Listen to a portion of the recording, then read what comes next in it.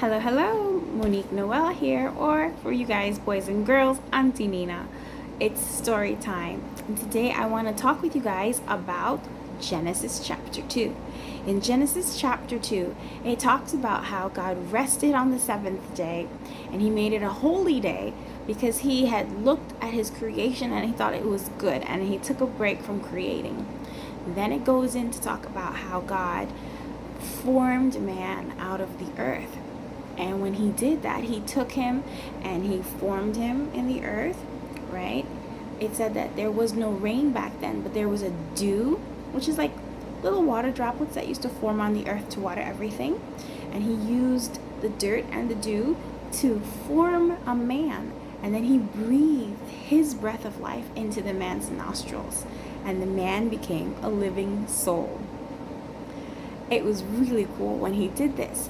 He also planted a garden. Now the garden was eastward in Eden, which is the place where He made the garden. And there were 4 rivers that were around the garden, through the garden, to make sure that it had water.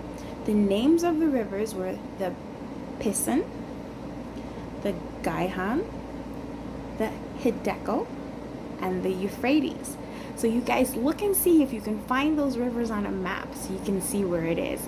There are some countries that were mentioned when you read Genesis 2 that will give you a clue. Also, something to note, when you look at Genesis chapter 2, it talks about how God created all of the animals. He formed them out of the earth as well, and the birds of the air.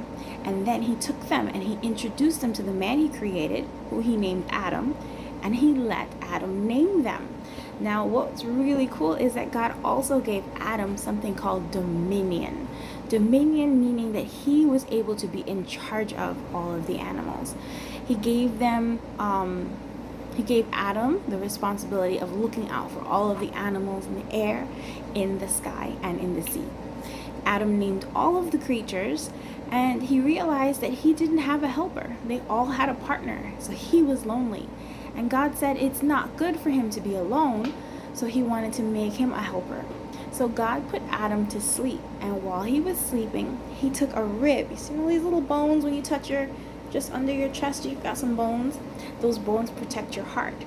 So God took one of those ribs from Adam, and He made a woman, a partner and a helper for him. Now when Adam saw the woman, he said, "Wow, this is bone of my bone and flesh of my flesh. I'm going to call her woman because she came from man." And then he now had a partner. So Adam and his lady, whose name was Eve, were now together in the Garden of Eden. And God told them, all of the plants, the trees, everything in the garden, you can eat all of those things, and that's going to be your meat. That's going to be how you eat and get strong, right? He said, but don't eat of the tree of the knowledge of good and evil. He said you can eat any other plants. And then for the other animals, He said they're going to also eat the plants that grow in the garden, and that's going to be their meat. So the animals ate the plants, Adam and Eve ate the plants, and they all lived happily in the Garden of Eden. And God's only rule was that they don't eat from the tree of the knowledge of good and evil, which was in the middle of the garden. So I would like to ask you guys, read Genesis 2 for yourself. Some people say when they read Genesis 1 and Genesis 2 that they're talking about 2 separate creations, right? Because God created man and woman in the chapter 1, and then He talks about how He created them in chapter 2. Some believe that that was just for emphasis, to give you more details about what happened. And some believe that it was 2 separate creations. So read it for yourself. Talk with your parents, talk with your grandparents, whoever it is that you trust. Or just post it in here. What do you think? Do you think God was talking about 2 different creations, or do you think that God was saying it for emphasis? I'd love to hear what you think, and I'd love to know that you're reading the Word, because what's really important is having a relationship with God for yourself.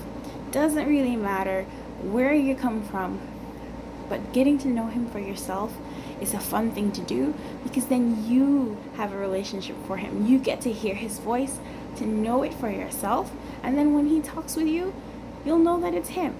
I hope that you guys enjoyed today's story, and I hope that it is a blessing. Have a good night. Bye.